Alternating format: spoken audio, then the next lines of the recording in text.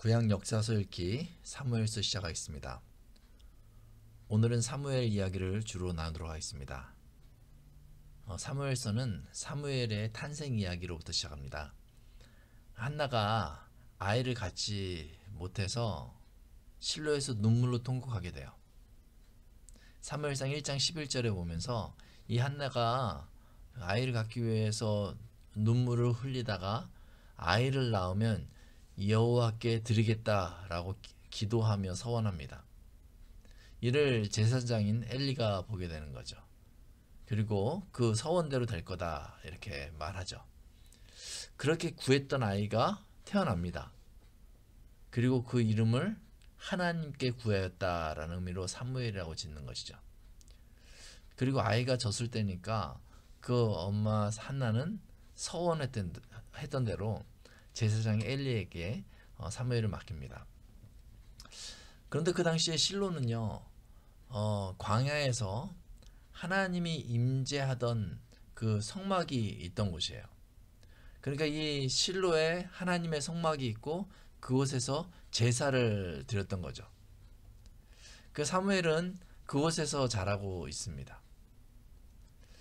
그 외적으로 보면 실로의 광야에서 하나님께 받은 이동식 성막을 그대로 두고 제사를 드렸는데 사무엘상 3장 1절을 보니까 그 시대가 외형적인 그런 제사를 드렸음에도 불구하고 영적으로 암울했던 시대였다는 것을 드러내주고 있어요. 이렇게 말합니다. 여호와의 말씀이 희귀하여 이상이 흔히 보이지 않았더라. 이 성막은요, 하나님의 임재가 있는 곳이잖아요. 그런데 여호와의 말씀이 희귀했다는 거예요. 이상이 흔히 보이지 않았다는 거죠. 영적으로 죽었다는 거죠. 여호와의 성막은 존재했지만 말씀은 희귀했던 그 시대. 그래서 그 제사장 엘리의 아들들이 그 성막에서 범죄하거든요. 제사장의 권력으로 범죄하는 거예요. 하나님이 안 보이시는 것 같으니까 그런 것이죠. 어제도 하나님이 개입하지 않으신 것 같으니까 내일도 안 하실 것 같으니까 오늘 범죄하는 거죠. 그런데 2장에 보면요, 하나님이 등장하지는 않으시지만 거기에 이렇게 나와요. 여호와께서 그들을 죽이기로 뜻하셨다 이렇게 말하고 있는 거죠. 즉 보고 계신다는 거죠. 영적인 암흑기에 하나님이 아니 계신 것이 아니라 보고 계신다는 거예요. 오늘날에도 교회가 있고 교회에 하나님의 그 특별한 임재가 드러나지 않는 것 같을 때도 있습니다. 매주마다 교회에 와서 그 형식을 따라서 예배를 드리죠. 그럴 때 우리는 교회에 사람들이 모여들고 그 권력을 가지고 사용하려고 우리 마음대로 그 권력을 휘두르 보려고 하려는 그런 때가 있는 거예요. 그런데 그때에 하나님이 여전히 보고 계신다는 거죠. 이런 배경에서 하나님은요, 3장에서 사무엘을 부릅니다. 이상이 흔하지 않던 그 시대에 하나님이 사무엘이라는 그 한 사람을 택하시고 사무엘에게요, 비전을 보여주시는 거예요. 하나님은 이 사무엘에게 이제 사무엘을 하나님께서 사무엘을 부르시고 그리고 사무엘에게 말씀하십니다. 사무엘에게만 하나님 말씀하시는 거죠. 그러니까 사무엘이 이제 그곳에서 계속 자라가는데 하나도 그 말이 땅에 떨어지지 않았다라고 얘기하고 있어요. 그러니까 사무엘이 사람들한테 말을 하면 그 말이 성취됐다는 거죠. 하나님의 역사가 사무엘을 통해서만 일어났다는 것이죠. 그런 상황에서 4장에 가면요, 이스라엘이 블레셋과 전투를 합니다. 그 전투를 하는데 이 전투가 치열해지자 그 제사장 엘리의 아들들이요, 하나님의 임재를 상징하는 언약궤를 들고 전장에 나가요. 그러니까 이 언약궤를 가지고 나아가면 그러면 하나님의 임재가 있으니까 이기지 않겠는가 이렇게 생각했던 것 같아요. 그러나 그곳에서 이 두 아들은 죽습니다. 그리고 언약궤도 빼앗기게 되는 거죠.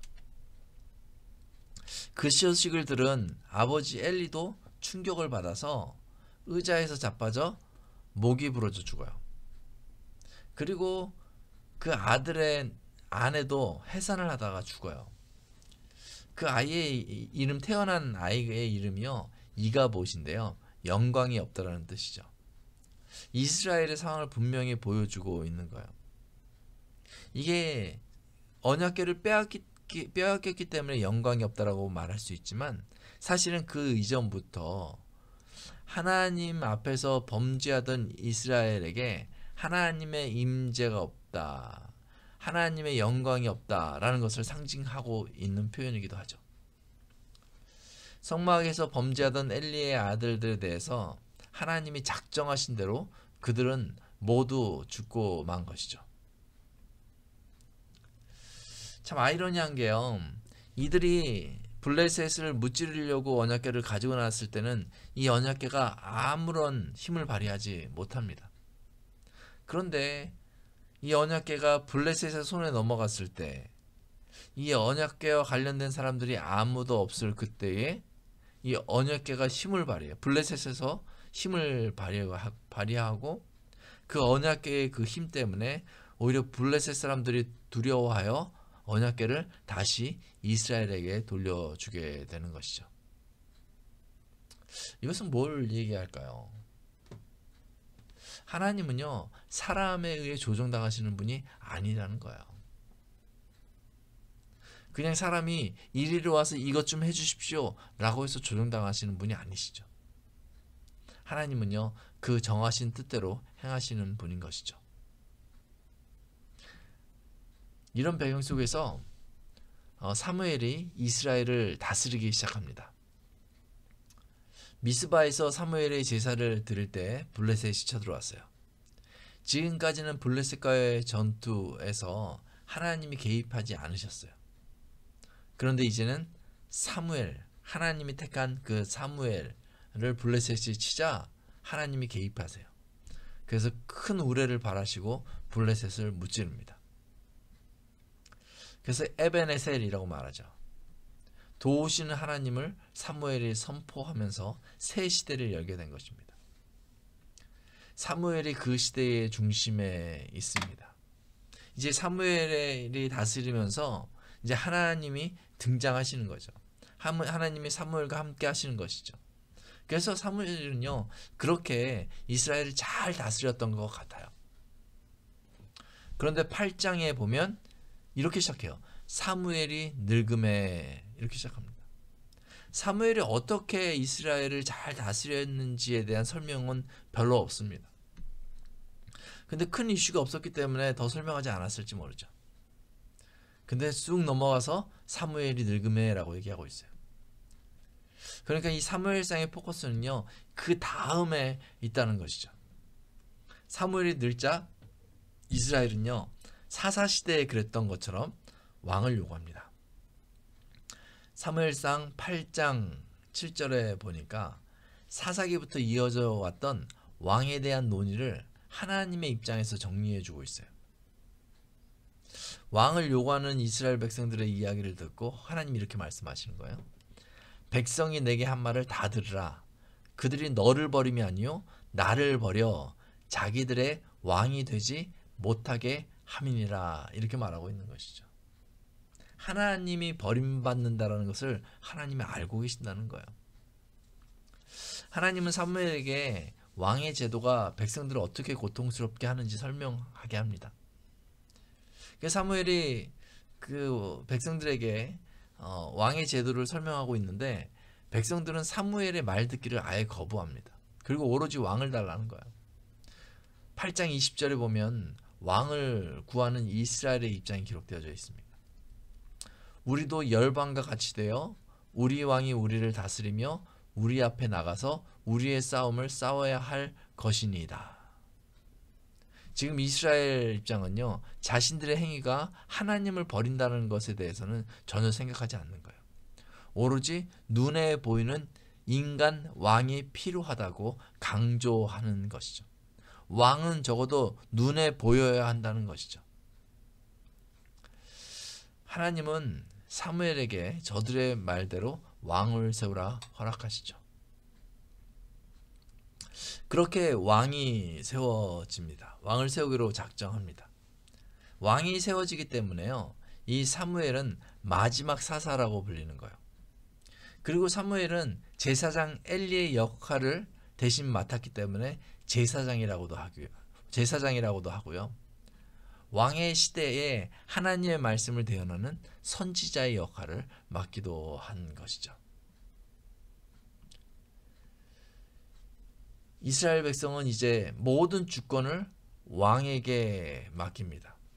그러면요, 하나님이 선지자를 통해서 왕에게 말씀하시는 것이죠. 그래서 왕이 모든 것의 중심이 돼요. 왕이 선하면 이스라엘도 같이 선해지는 것이고, 왕이 악하면 이스라엘도 같이 악해지는 것이죠. 이제 초점이요, 사무엘상 8장을 기점으로 백성에게서 왕으로 이동하게 되는 것이죠. 왕에만 포커스를 맞춰서 이제 사무엘상부터 열왕기상하 역대기까지 이어지는 이유가 이제 왕이 모든 것의 대표이기 때문에 그런 것이죠. 그런데 안타깝게도 이 백성들이 스스로 세운 왕들 때문에 큰 고통을 겪게 됩니다. 그 이야기 계속 반복되는 거예요. 눈에 보이지 않는 하나님과 그 말씀은 변함이 없지만요, 우리가 눈으로 요구한 그 사람, 우리가 의지하기를 원하는 그 사람은요, 변화무쌍하기 때문에 온전히 의지할 대상이 되지 못하는 것이죠. 오늘은 사무엘 이야기만 살펴봤습니다. 다음 주에도 계속해서 성경 읽기를 통해서 이 세워진 왕이 어떻게 행하는가를 여러분들 잘 살펴보시기 바랍니다. 우리 기도하겠습니다. 모든 만물의 주관자 되시는 하나님 아버지, 사람을 의지하지 말고 하나님을 왕으로 모시고 의지하는 믿음을 저에게 주옵소서. 말씀 읽기를 통해서 계속해서 살아계신 하나님을 만나게 하여 주옵소서. 예수님의 이름으로 기도합니다. 아멘.